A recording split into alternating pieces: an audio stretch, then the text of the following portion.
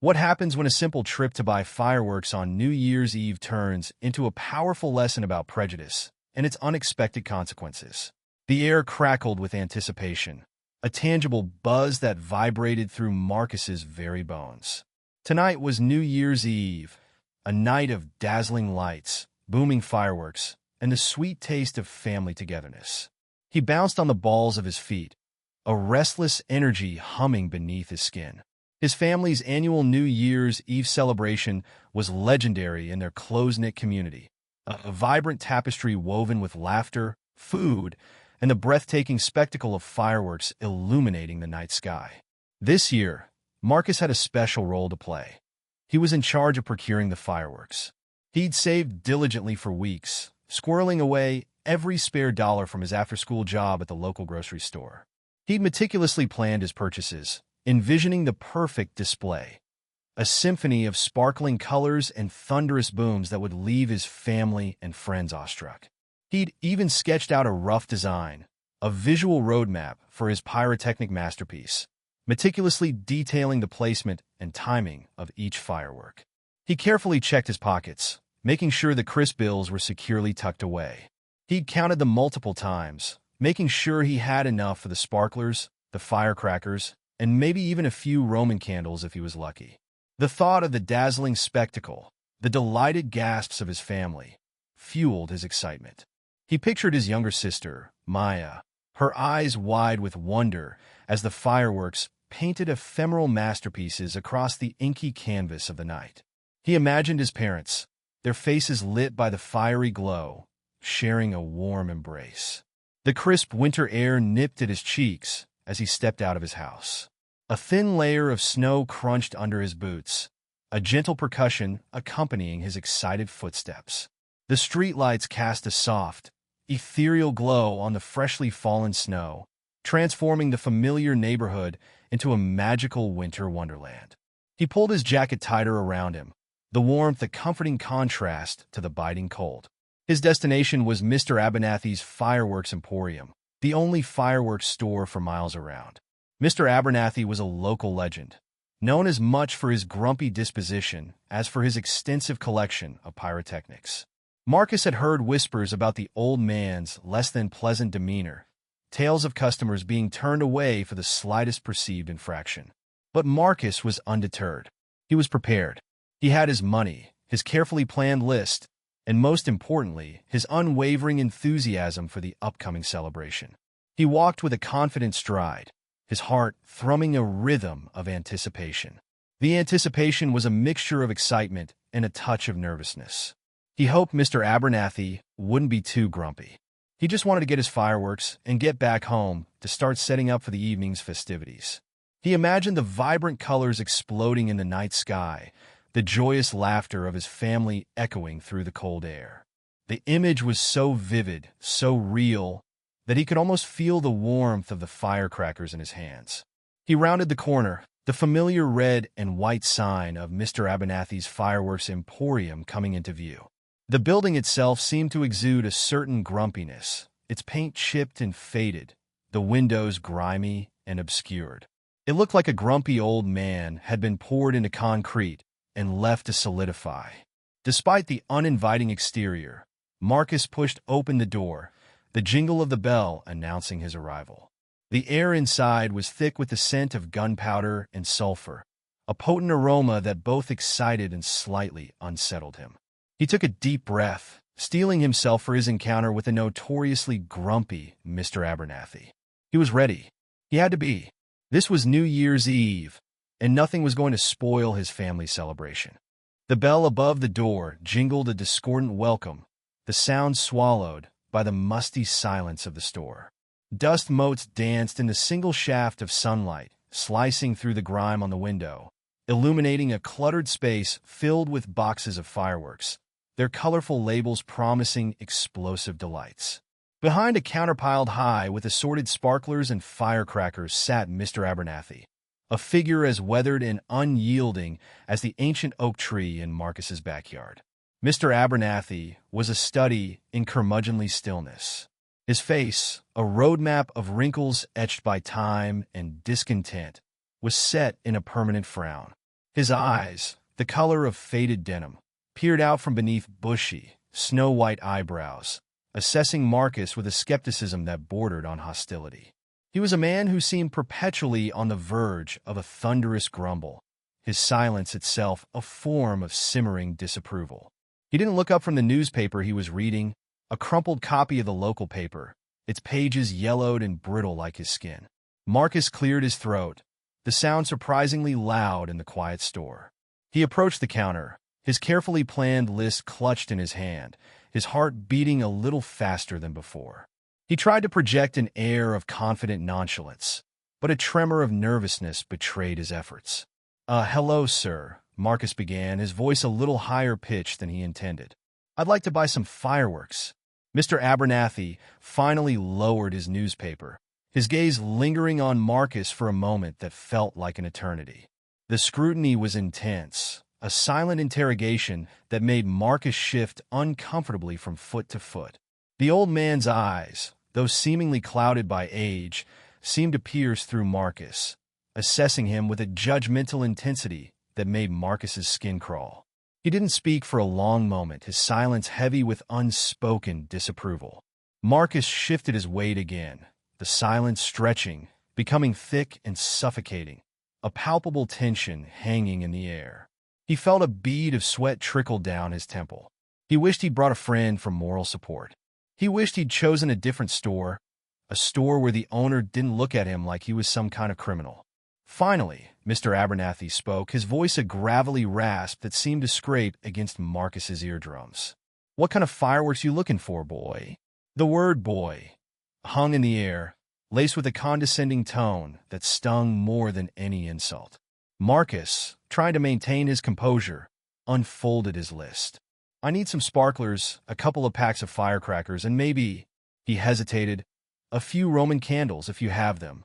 He tried to keep his voice steady, but his hands trembled slightly as he presented his carefully prepared list. Mr. Abernathy snatched the list from Marcus's hand, his movements sharp and abrupt. He scanned the items with a dismissive flick of his eyes, then looked Marcus up and down with an expression that could curdle milk. The silence returned, heavier this time, oppressive, filled with the unspoken judgment that hung in the air like a thick fog. The old man's gaze lingered on Marcus's clothes, his shoes, his neatly trimmed hair, as if searching for some flaw, some justification for the simmering animosity that emanated from him. Marcus felt a blush creep up his neck, a burning sensation spreading across his cheeks. He wished he could disappear, melt into the dusty floor, escape the suffocating weight of the old man's disapproval. Then Mr. Abernathy spoke again, his voice sharper this time, laced with a venom that cut through the silence. "I don't sell to troublemakers," he stated flatly, his eyes still fixed on Marcus with a chilling intensity. "And people like you shouldn't be messing with fireworks anyway." The words hung in the air, heavy with prejudice, leaving Marcus speechless, his carefully constructed confidence crumbling under the weight of the old man's blatant racism. Marcus stood frozen, the words hanging in the air like a poisonous cloud. He stared at Mr. Abernathy, his mind struggling to process the blatant racism that had just been hurled at him. He'd expected grumpiness, maybe even a little rudeness, but this was something else entirely. It was a raw, unfiltered expression of prejudice, a shocking display of hate that left him reeling. He opened his mouth to speak, to protest, to demand an explanation, but no words came out. His throat felt tight, constricted by a mixture of anger, hurt, and disbelief. He felt a burning sensation in his eyes, the sting of tears threatening to spill over. He blinked rapidly, trying to fight back the emotion, trying to maintain his composure, but the old man's words had struck a nerve, leaving him feeling vulnerable and exposed. He looked down at his hands, his fingers still clutching the crumpled list. The carefully planned celebration, the joyous images he'd conjured in his mind, seemed to dissolve into a hazy, disappointing mist. He felt a deep sense of injustice, a burning anger that threatened to consume him. He'd worked hard for this, save his money, planned meticulously, and now this was how it ended? He looked up at Mr. Abernathy, his eyes searching for some sign of remorse, some hint of understanding, but found nothing. The old man's gaze remained fixed on him, unwavering, unyielding, a chilling testament to the depth of his prejudice. It was a look that spoke volumes, a look that communicated a lifetime of ingrained bias, a deep-seated hatred that had no place in a civilized society. I don't understand.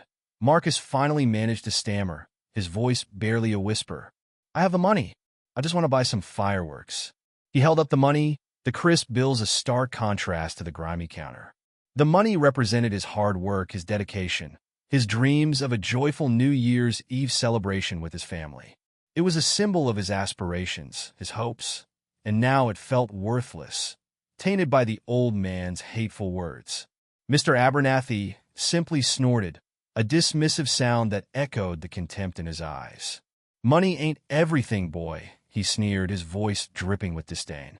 Some things money can't buy, like respect, like the right to enjoy a harmless celebration.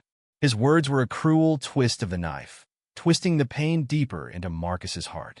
He was being denied not just fireworks, but also his right to participate in a cherished family tradition, all because of the color of his skin.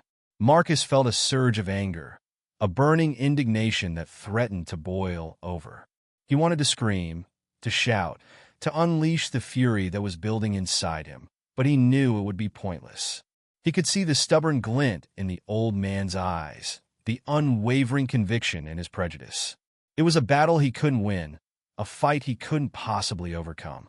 He clenched his fists, his knuckles turning white. He wanted to throw the money at the old man, to storm out of the store, to leave this hateful place and never return. But he also knew that doing so would only validate the old man's assumptions, confirming his prejudices and reinforcing the hateful stereotypes that fueled his bigotry. With a deep breath, trying to control the tremor in his voice, Marcus said, "Fine," and turned to leave. He walked away, his shoulders slumped, his head bowed, the weight of the old man's prejudice heavy on his heart. He left behind not only the fireworks, but also a piece of his spirit, a fragment of his joy, stolen by the bitterness of a hateful man. The crisp bills felt heavy in his pocket, a constant reminder of the injustice he had just experienced. He walked away, his dreams of a perfect New Year's Eve celebration shattered by the harsh reality of prejudice. The cold air hit Marcus's face like a physical blow, a stark contrast to the stifling atmosphere of the fireworks store. He walked away, his steps heavy, his shoulders slumped, the weight of the encounter pressing down on him. The crisp winter air did little to soothe the burning anger and humiliation that simmered within him. He felt a profound sense of injustice, a raw wound inflicted by the old man's blatant racism. He'd expected some grumpiness, some unpleasantness, even a refusal based on some fabricated excuse, but not this. Not this blatant, unapologetic display of prejudice. The words echoed in his mind, a cruel mantra repeating itself. I don't sell to troublemakers, people like you shouldn't be messing with fireworks. The implication was clear, a stinging insult that cut deeper than any physical blow. He was being judged, not for his actions, but for the color of his skin. He walked with his head down, his gaze fixed on the snow-covered ground. The festive atmosphere of the approaching New Year's Eve seemed to have vanished, replaced by a cold, harsh reality that felt both alien and deeply personal. The vibrant colors and joyous sounds he'd envisioned earlier now seemed like distant, unattainable dreams. The carefully planned fireworks display, the centerpiece of his family celebration, was now just a painful reminder of the injustice he had just suffered. He felt a surge of anger, a burning resentment that threatened to consume him. He wanted to lash out, to scream, to express the fury that was building inside him, but he knew it would be pointless. The old man's prejudice was deeply ingrained, a fixed mindset that wouldn't be swayed by any argument or appeal to reason.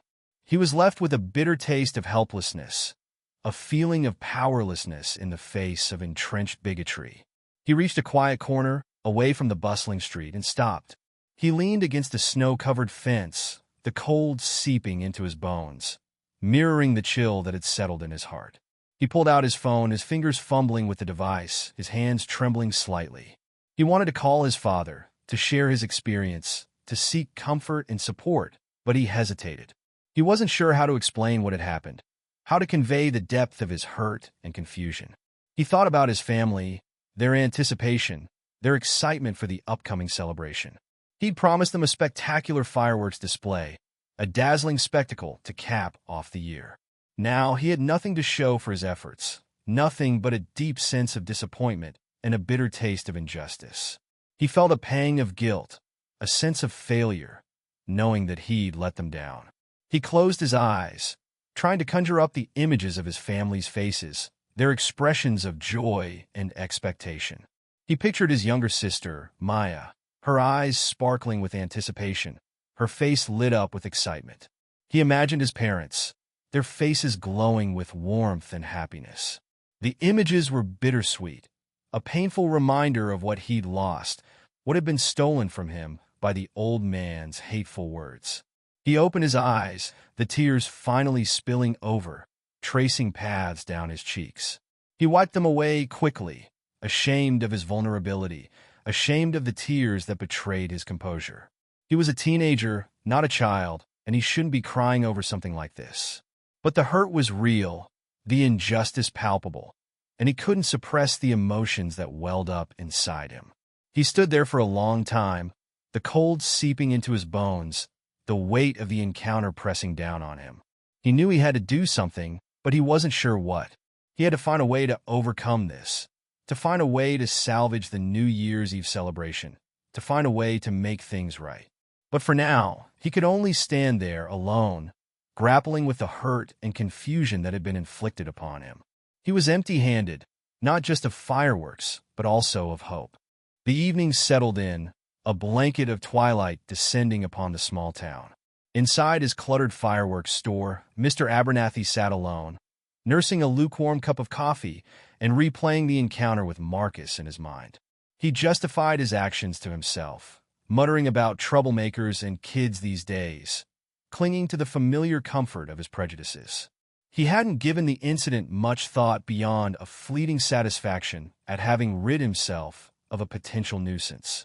He was, after all, used to turning people away. It was part of his routine, a way of maintaining control in his increasingly chaotic world. The ringing of the telephone jolted him from his self-satisfied reverie. He picked up the receiver, his voice already laced with the usual grumble.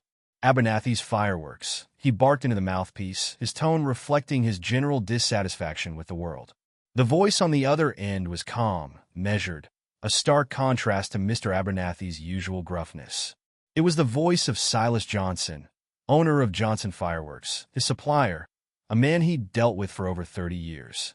Their relationship was purely transactional, a business arrangement devoid of any personal warmth. Mr. Abernathy had always considered Silas a bit too effusive, too friendly for his liking. "Mr. Abernathy," Silas began, his voice even and polite, "I'm calling about an incident earlier today involving one of your customers." The words hung in the air, a subtle hint of something unpleasant looming beneath the surface. Mr. Abernathy felt a prickle of unease, a premonition that this call was going to be far from pleasant. Mr. Abernathy grunted in response, his usual gruffness softening slightly. He had a vague sense of foreboding. He tried to recall if he'd done anything particularly egregious today, some infraction that might have warranted this call. He couldn't think of anything beyond his usual curmudgeonly behavior, nothing that would warrant a call from Silas, a man who rarely deviated from their strictly businesslike interactions. "My son Marcus," Silas continued, his voice taking on a steelier edge, "was refused service at your store this afternoon. He was attempting to purchase some fireworks for our family's New Year's Eve celebration." The words hung in the air, heavy with unspoken accusations. Mr. Abernathy's unease grew, a cold knot tightening in his stomach. He suddenly remembered the teenager, the dark skin, the neatly trimmed hair, the polite request. The pieces of the puzzle began to fall into place. "He told me you refused him service based on, well, let's just say your reasons were less than acceptable," Silas continued, his voice now firm, devoid of its usual pleasantries. "He's a good kid, Mr. Abernathy. A hard-working, respectful young man. He didn't deserve to be treated the way you treated him." The words were a rebuke, a condemnation of Mr. Abernathy's actions, a clear indication that Silas was not going to tolerate such behavior. A silence followed, a heavy silence filled with the unspoken weight of Mr. Abernathy's impending doom. He could feel the sweat beading on his forehead, his heart pounding in his chest.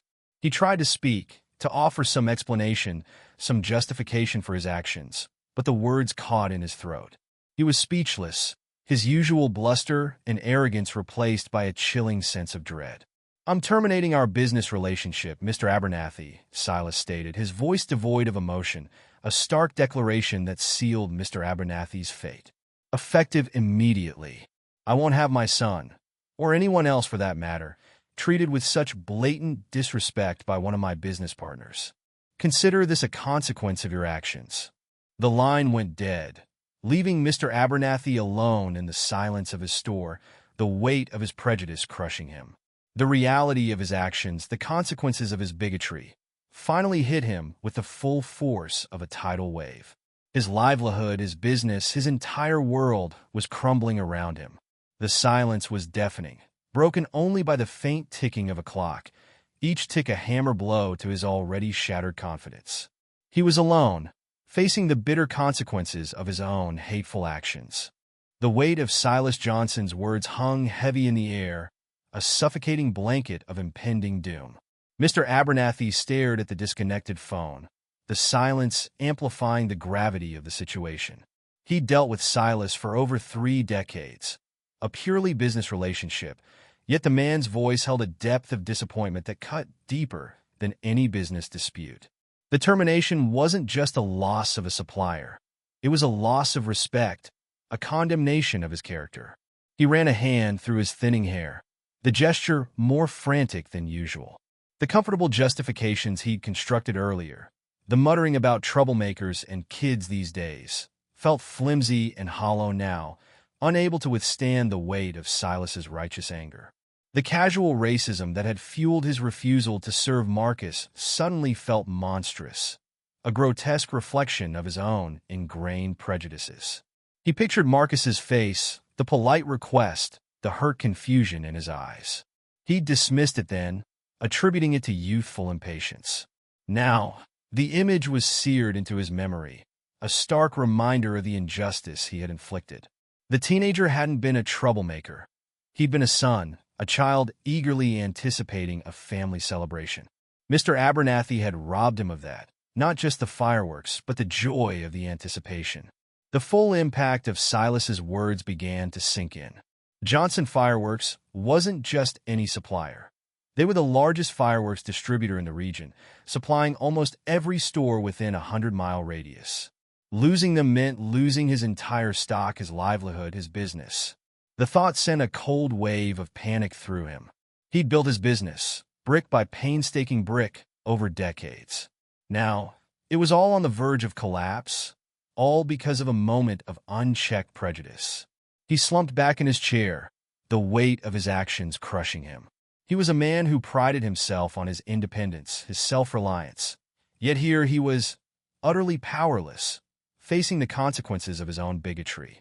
He'd always considered himself a man of principle, a man who stood by his beliefs. But his beliefs, he now realized, were rooted in ignorance and hate. They had not only harmed another, but had also destroyed his own life's work. He thought about his own son, a man he barely knew, a man he'd always kept at arm's length. He'd never understood his son's progressive views, his outspokenness against injustice.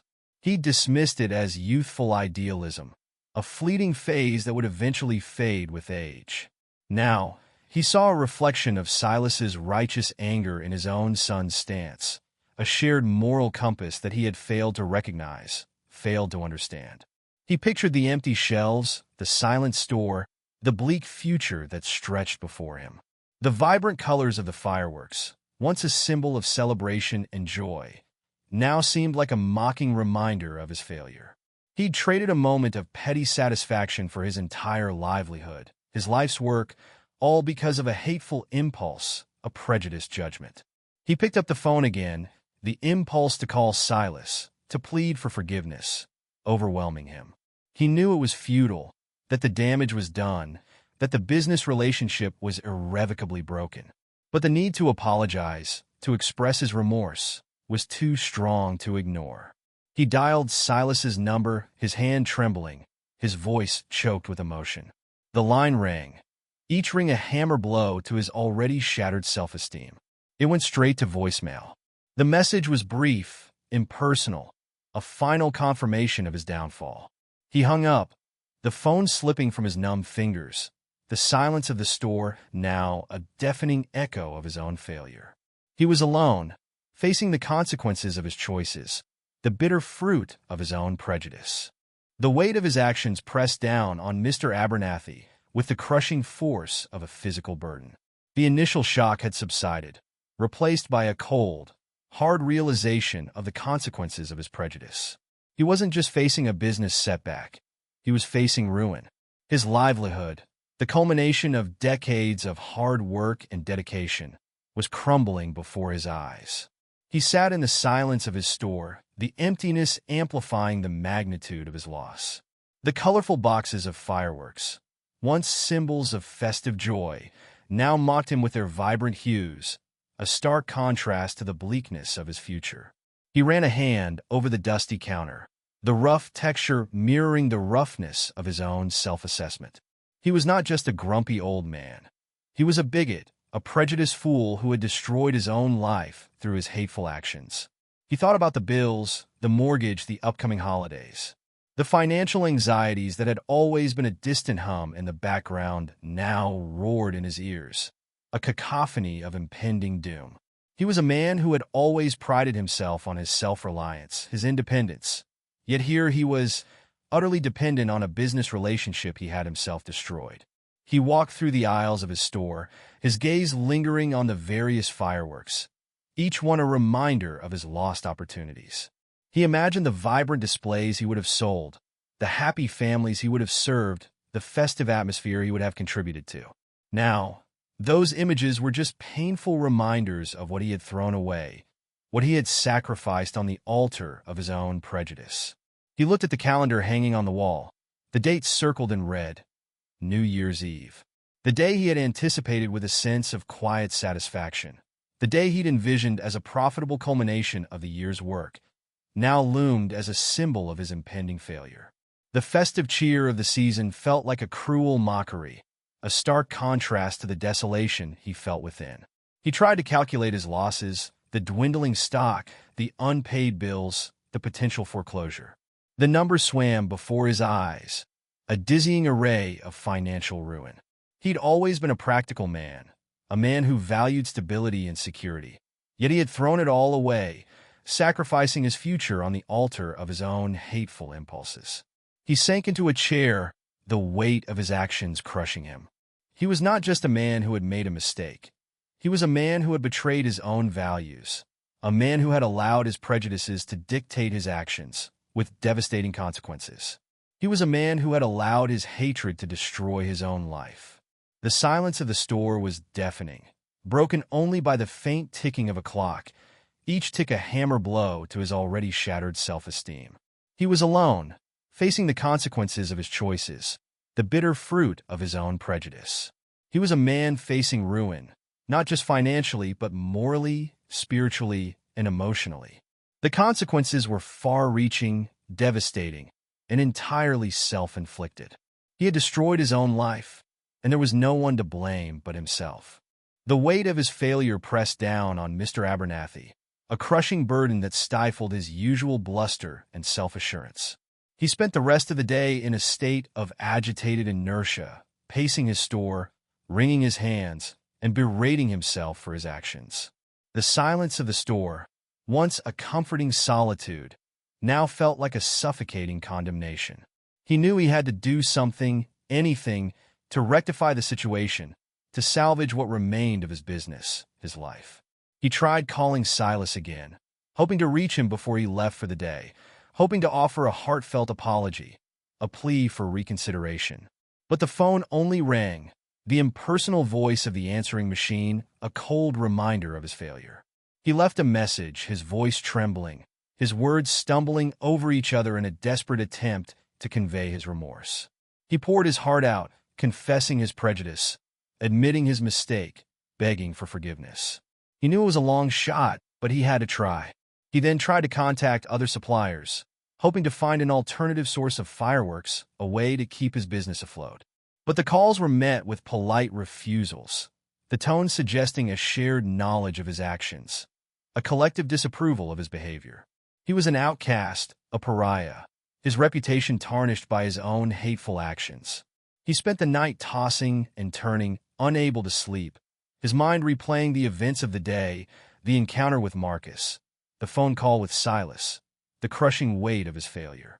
He felt a deep sense of shame, a profound regret that gnawed at his conscience. He was not just a man who had made a mistake. He was a man who had betrayed his own values, a man who had allowed his prejudices to dictate his actions with devastating consequences. The next morning, he drove to Silas's house, his heart pounding in his chest. He knew it was a long shot, but he had to try.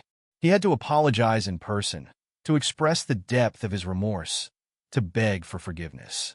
He found Silas in his workshop, surrounded by the vibrant colors and explosive potential of his creations.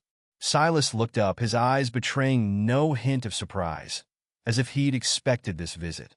Mr. Abernathy stammered out an apology, his words stumbling over each other in a desperate attempt to convey his remorse.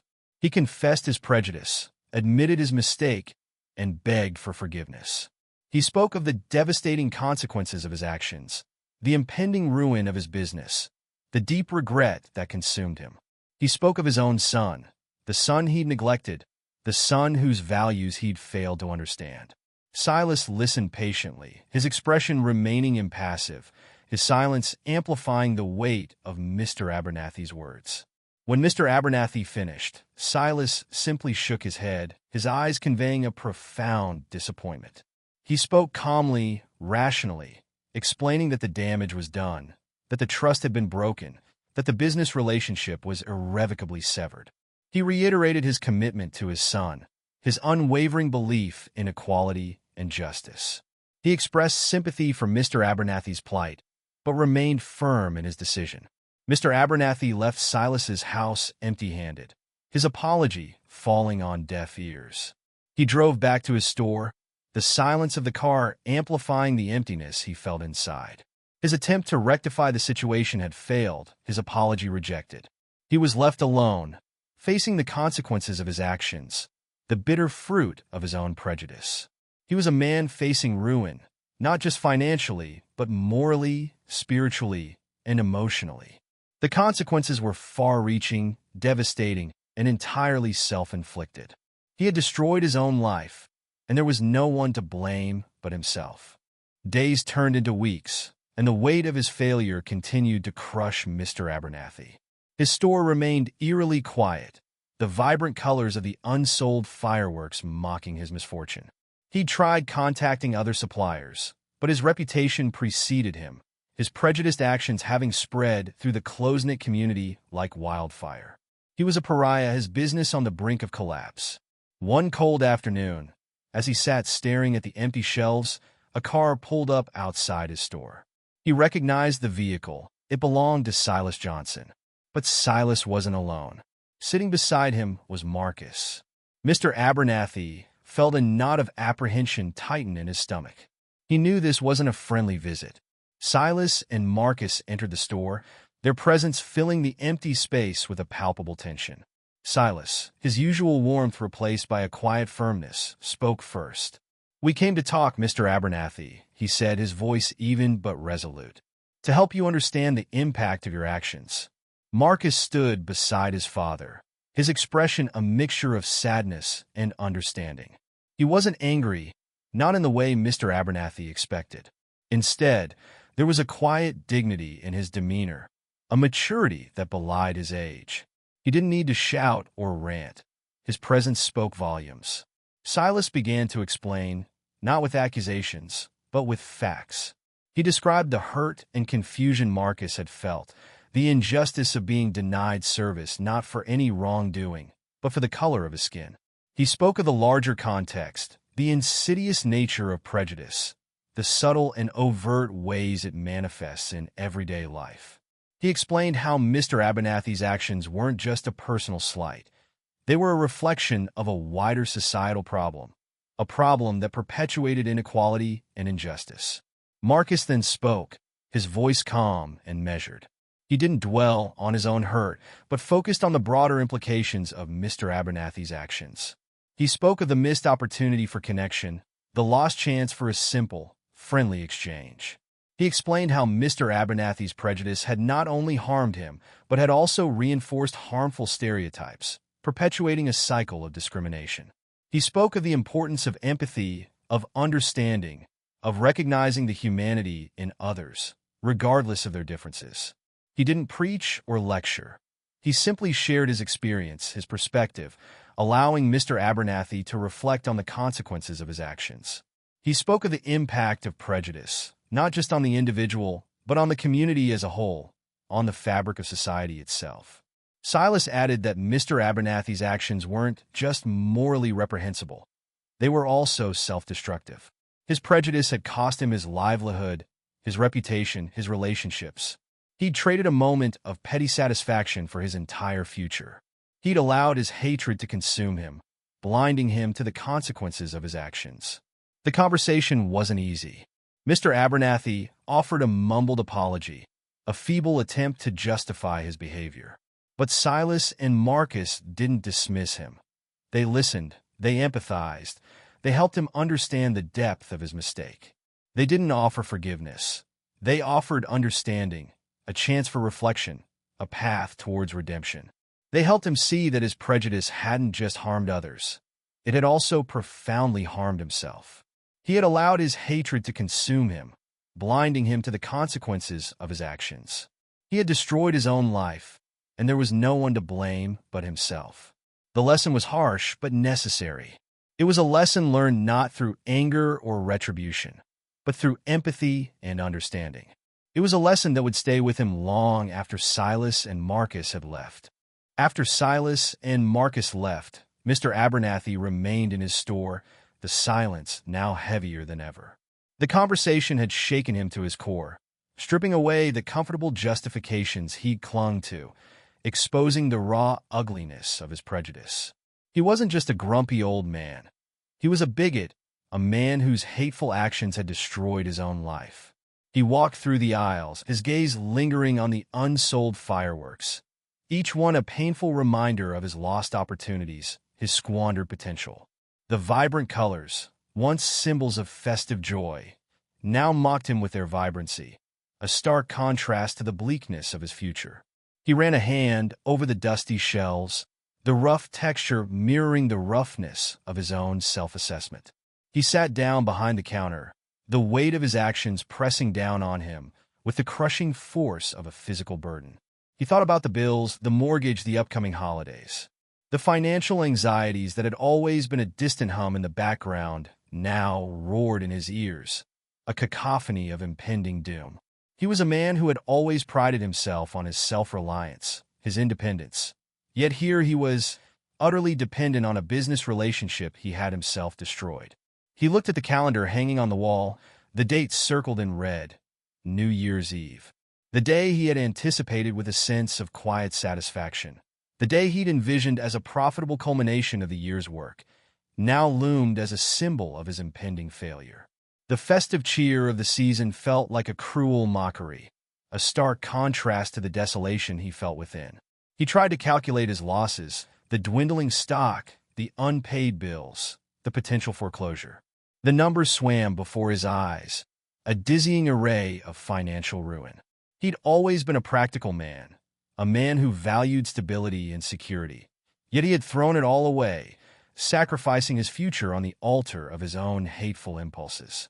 He thought about his own son, the son he'd neglected, the son whose progressive views he'd dismissed as youthful idealism. He'd never understood his son's outspokenness against injustice, his unwavering commitment to equality.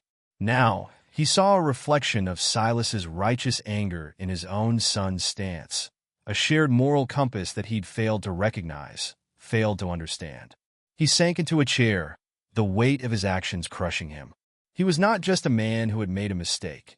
He was a man who had betrayed his own values, a man who had allowed his prejudices to dictate his actions with devastating consequences. He was a man who had allowed his hatred to destroy his own life. The silence of the store was deafening, broken only by the faint ticking of a clock, each tick a hammer blow to his already shattered self-esteem. He was alone, facing the consequences of his choices, the bitter fruit of his own prejudice. He was a man facing ruin, not just financially, but morally, spiritually, and emotionally. The consequences were far-reaching, devastating, and entirely self-inflicted. He had destroyed his own life, and there was no one to blame but himself. The emptiness of his store mirrored the emptiness in his heart, a profound desolation that was both deserved and deeply painful. He was left to confront the reality of his actions, the bitter consequences of his prejudice, and the bleak future that stretched before him. Night fell, casting long shadows across the snow-covered landscape. But inside Marcus's home, the atmosphere was warm and vibrant, a stark contrast to the cold outside. The aroma of delicious food filled the air, mingling with the festive cheer of laughter and conversation. The family was gathered, their faces illuminated by the warm glow of the lights, their spirits high despite the earlier disappointment. Marcus, his initial hurt and disappointment replaced by a quiet resilience, helped his family set up for the New Year's Eve celebration. He'd initially been devastated by his encounter with Mr. Abernathy, the thought of a ruined celebration weighing heavily on his heart. But his father, Silas, had assured him that they would still have a wonderful celebration, and he'd kept his promise. A large box sat in the corner of the room, its contents a carefully curated selection of fireworks from Silas's factory. These weren't just any fireworks. They were the best, the most spectacular, the most dazzling creations from Silas's renowned company. They were a symbol of Silas's commitment to his son, a testament to his unwavering belief in the importance of family and celebration. As darkness enveloped the neighborhood, the family stepped outside, bundled in warm coats and scarves. The air was crisp and cold, but the anticipation was palpable, a tangible buzz that vibrated through the air. They found a spot in their backyard, away from the houses, a safe and secluded area perfect for their fireworks display. Silas, with his years of experience, took charge of the fireworks, expertly setting them up, ensuring they were placed at optimal distances and angles. Marcus, his earlier disappointment replaced by a quiet pride, assisted his father, his movements precise and confident.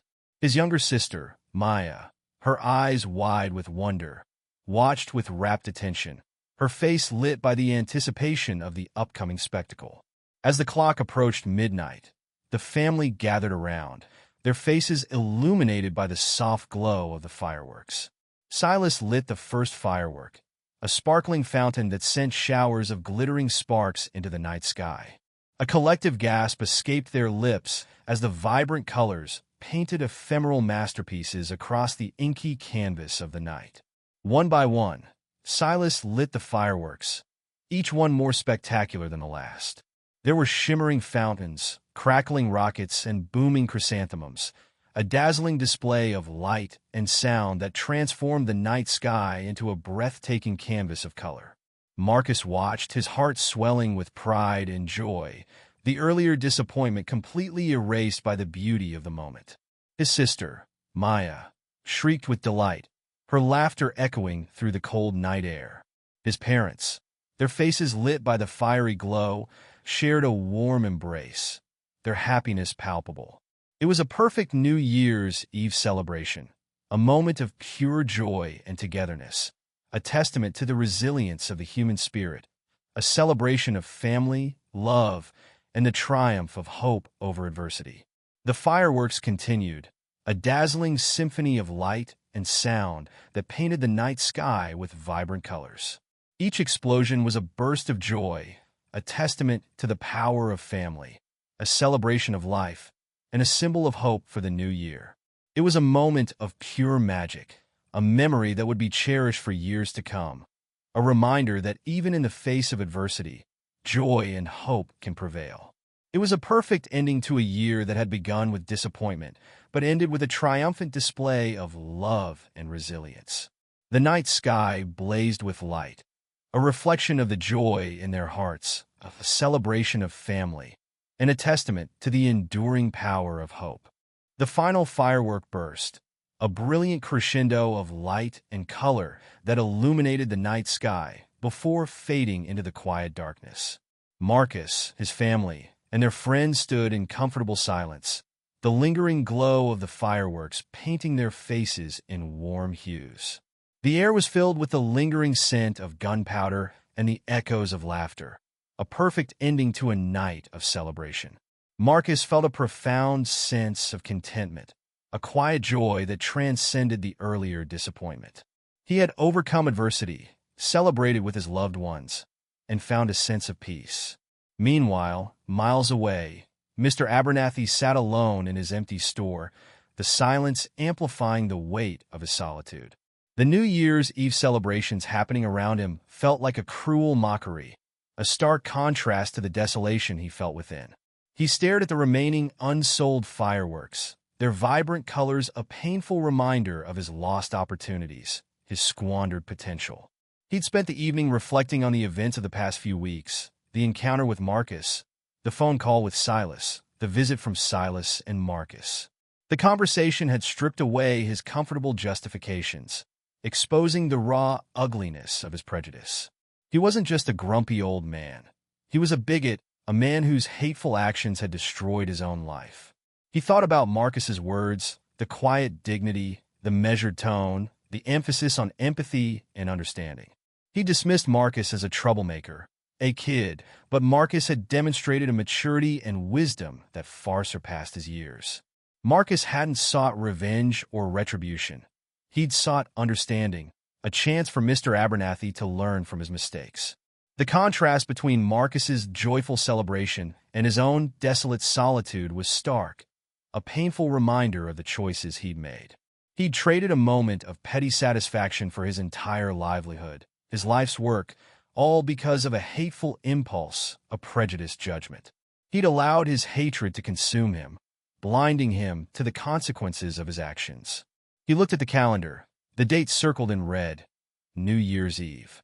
The day he had anticipated with a sense of quiet satisfaction, the day he'd envisioned as a profitable culmination of the year's work, now loomed as a symbol of his impending failure. The festive cheer of the season felt like a cruel mockery, a stark contrast to the desolation he felt within. He knew he had a long road ahead of him, a path of self-reflection and amends. He had to confront his prejudices, understand the harm he'd caused, and find a way to make amends. It wouldn't be easy. It would require a fundamental shift in his thinking, a complete reevaluation of his values. But he knew it was necessary, not just for his own redemption, but for the betterment of himself and the community. The clock struck midnight, the sound echoing the emptiness in his heart. Outside, the distant sounds of fireworks celebrated the new year, a stark contrast to the silence within his store. It was a bittersweet end, a stark contrast between the joyous celebration of one family and the solitary reflection of a man facing the consequences of his actions. It was a reminder that prejudice not only harms others, but also destroys the perpetrator, leaving behind a legacy of regret and emptiness. The new year brought with it the promise of a fresh start, but for Mr. Abernathy, the path to redemption would be long and arduous. The fireworks, once symbols of celebration, now served as a painful reminder of his mistakes, a silent testament to the destructive power of prejudice.